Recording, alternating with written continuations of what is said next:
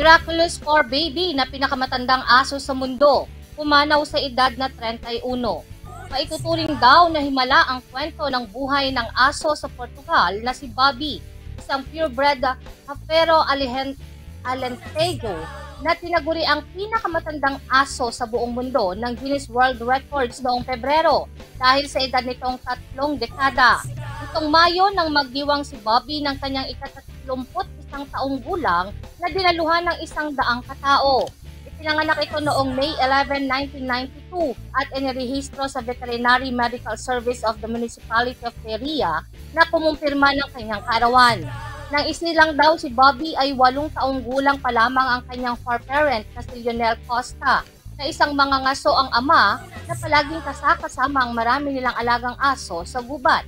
Nang magsilang daw ng mga tuta ang alaga nilang si Gira sa tabi ng kanilang bahay kung saan sila nag-iimbak ng mga kahoy, ay nagpasya ang kanyang ama na huwag nang buhayin ang mga anak nito dahil sa dami na ng kanilang alaga.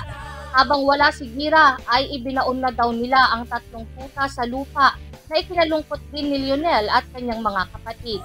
Nang mapansin daw nilang bumabalik pa rin si Gira sa lugar kung saan siya nanganak, ay nadiskubre nilang may isa pang tuta na natira doon na itinago, inalagaan at pinangalanan nilang Bobby.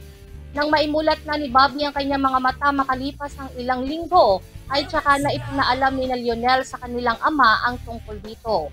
Naparusahan man silang magkakapatid dahil sa kanilang ginawa, ay worth it naman daw ayon kay Lionel dahil nagkaroon siya ng kasama sa kanyang pagtanda na ngayon ay 38 anyos na. Pero ang lahat, sabi nga, ay mayroong hangganan. Pumanaw si Bobby noong October 21, 2023 sa isang animal hospital sa Portugal. Nabuhay man ng 31 years at 165 days si Bobby, ay hindi pa rin daw sasapat para sa mga taong nagmamahal sa kanya. Tumatagal lang umano ng 12 hanggang 14 na taon ng buhay ng mga katulad na uri ng aso ni Bobby na karaniwang ginagamit bilang sheepdog.